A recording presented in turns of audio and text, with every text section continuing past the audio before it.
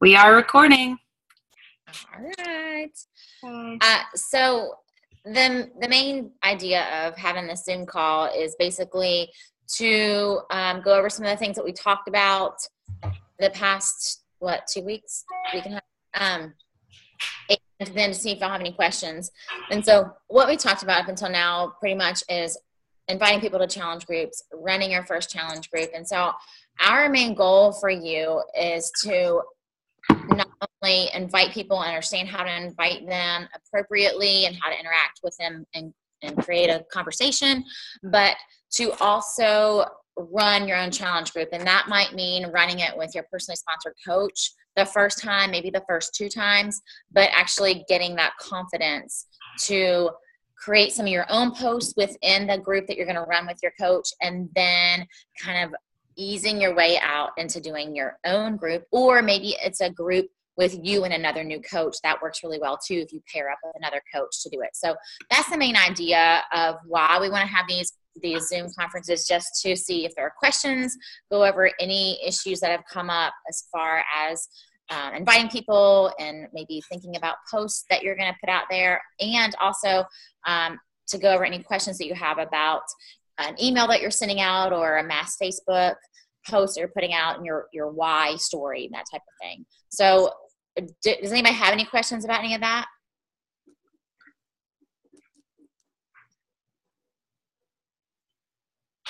No. I just finished a 21-day fix one, and the group was so good that they wanted to continue doing it. Actually, the last day that we did it was the day of the marathon, and I've taken a break since then.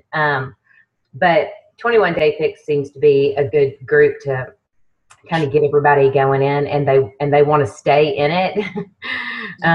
Which I guess I probably need to start a graduates group or something, really, because they're all pretty involved in the group. So that might be an idea.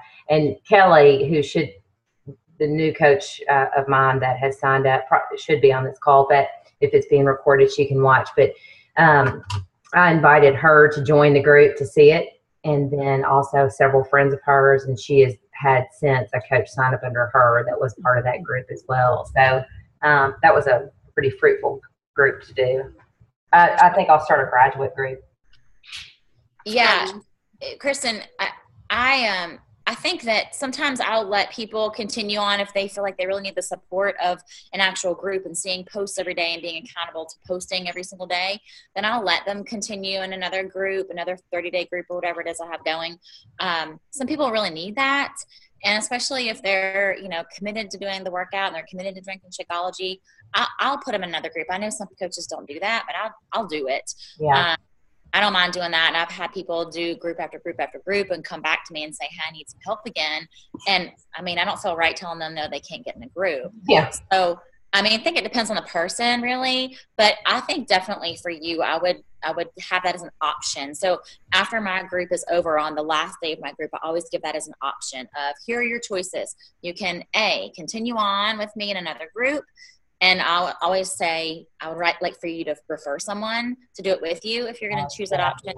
Option 2, you can join my graduates group. I don't post in it every day. It's for you to run and for you to continue to stay accountable with each other. And then what's my other option? Oh, option 3 is I'm good. I got this on my own. I'm just doing it myself. So I always give people 3 options at the end of the group. And then that way I know kind of where to go with them. Gotcha. I do the same thing. I've had people that have done the 21-day fixed groups for a year now. They like it, and they still, they'll post. A couple of them still post, several times a week. So, yeah, I'm good with it too. Shelly, do you have any questions? I think that most of the questions that I have been asked are more website. Where do I find this? To my page instead of just the general page. Things like that. Okay. You know how to send them to your page? I do not. Okay. So to send them directly to your page, you're going to do Beachbody Coach. Right? I almost said Team Beachbody, but it's Beachbody Coach. Beachbodycoach.com /your screen name. Okay, is it, because on one document, this is where I'm confused. One document, it said a number. And so I tried to put in my like coach's number and that didn't work. And so If you're sending them directly to like a product link that has the rep ID at the end, then yes, you'll put your rep ID in at the end, and that would just be for a link to the 3-day refresh or a link to a certain challenge pack. Okay. You'll put your rep ID and it'll say rep ID, I don't know, question mark equals something, and then you put your number at the end. Otherwise, if you're just sending them to your page and you're going to say, here's my page, click shop, click whatever, kind of Then step by step, get them there. Yeah. Does that make sense? Sarah, did you say that you say Beachbody Coach with the username? Beachbody Coach. Yeah. I've never done that. I do teambeachbody.com/username. I didn't know you could do it that way. So. Well, Beachbody Coach takes you to the page that says Coach, join, shop on the page. I don't know. I've just always done the teambeachbody.com/Holly W. Bum and then do the click shop, click Shakeology. Yeah. Okay. Well, that's cool. I'll have to check that out. See where it sends people. Kristen, were you saying something? I thought the Team Beachbody site that Holly was talking about was to get to our back office. That's the one that I did to get to the back office. It is. That's the point of it. The main point of the Team Beachbody is you're part of the team. Yeah. And the Beachbody Coach one is to send people. But, I mean, they can get there either way because they're not logged into your page, so they can still shop from here. Gotcha. Shelly, do you have any other questions as far as, I know you've got one coach, Yeah. Do you have any questions as far as that type of thing? Yeah. I think the other thing, the components of like an email, because I find that some of them need to be more catered to the person. And so using a form, I've just written a whole email each time to invite, or the form doesn't seem to work because it's not personal enough, but maybe I'm leaving stuff out that you could recommend that I include. I think that it does need to be personalized. Are you looking at the email? I'm sorry, it's been a long day. Email templates that I have a document of in our team page, on our Facebook page. Are you looking at those? I have looked at some of them, and I've used pieces of them. Okay, so those that I have there, just the wording has seemed to work for certain things. Like, for example, when I start talking to people about, I want to get more information from them before we decide anything about a product. Right. Those questions that I have on that email, as far as, what your current workout structure looks like, tell me about your nutrition, like specific questions for them to answer. That's very helpful for me because it gives them something to tell me about. Because if I just say, tell me about your health and fitness, they're not going to give me anything. So those specific questions I've found are very helpful. Now, moving forward from there and using other emails, yes, I've taken just kind of bits and pieces for different people and just personalized it. So yes, in essence you do, but I think that they're still good to have as a time saver when it works. I find the big chunk I use the most is the part where I explain what a challenge group is. Yeah. That big chunk. And you could take pieces from all the different ones and make it sound like you, but that doesn't change that much. I mean, maybe a sentence or two, but just that general explanation of what it is. Right. So I think the more you do it, you'll come up with you'll find yourself saying the same things over and over again more than you think you will. And you'll be able to kind of create your own script. And that's kind of what I do. And I update it periodically when I find I've changed the way I say things or whatnot. I periodically just update it. And so then now I don't have to change as much of it because I've found better ways to say what I want to say or questions I want to ask to get the answers I'm looking for and that kind of thing. Yeah, so you may just want to make your own, Shelly, if it works better. Start making your own little documents for templates. Okay. Anything else, Shelly, as far as your new coach goes, helping train your new coach or anything like that?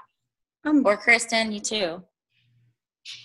No, it's been helpful for me to, I think, be in this group with her and kind of push her along the way.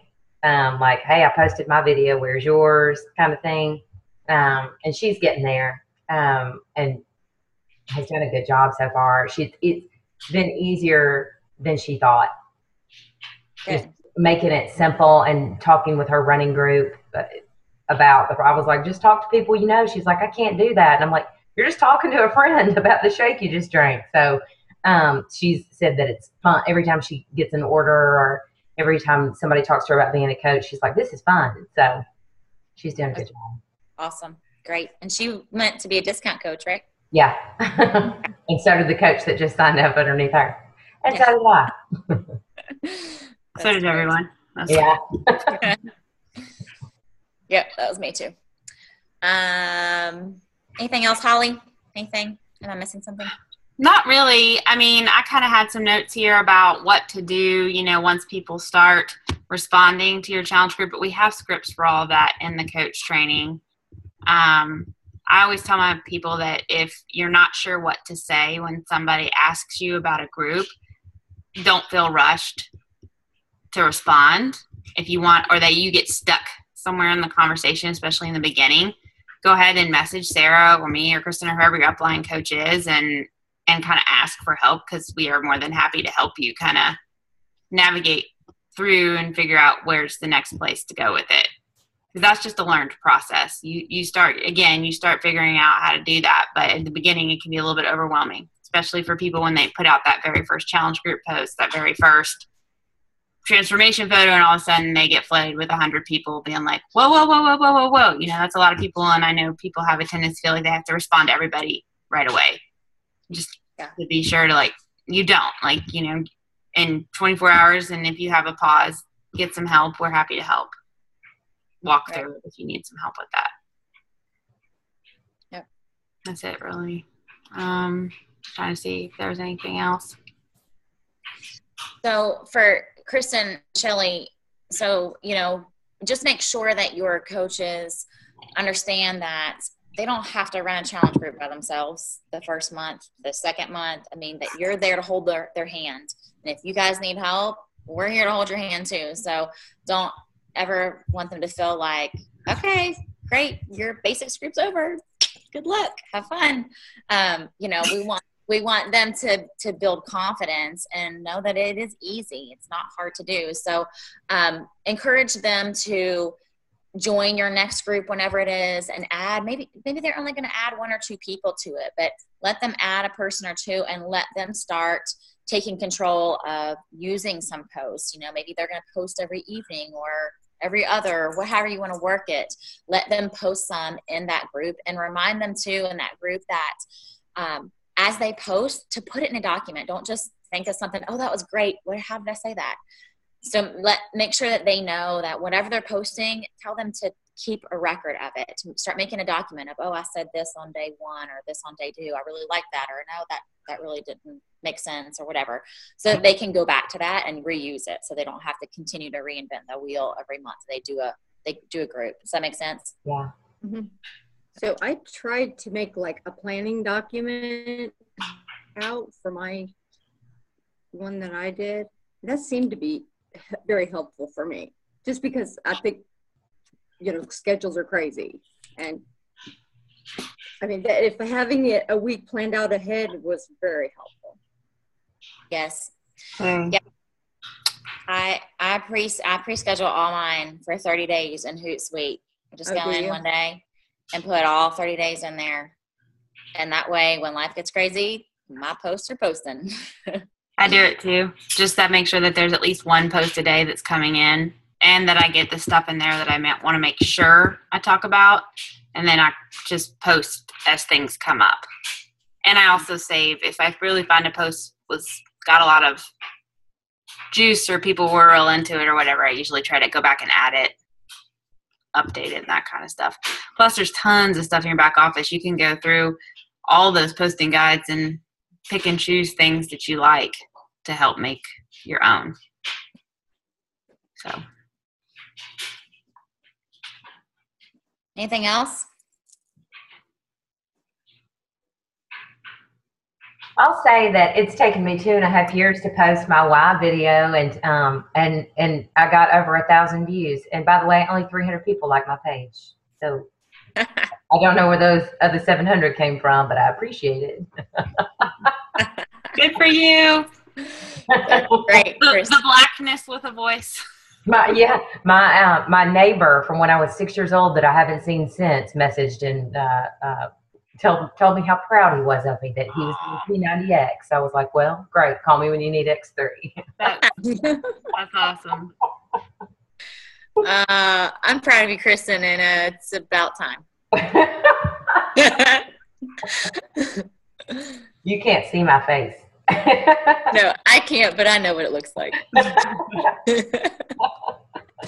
This is Tucker, by the way. He wanted to make an appearance. Okay. He's too cute. Thank you. Y'all, is that it? Okay. Thanks, everybody. All right. Bye. Bye-bye. Bye.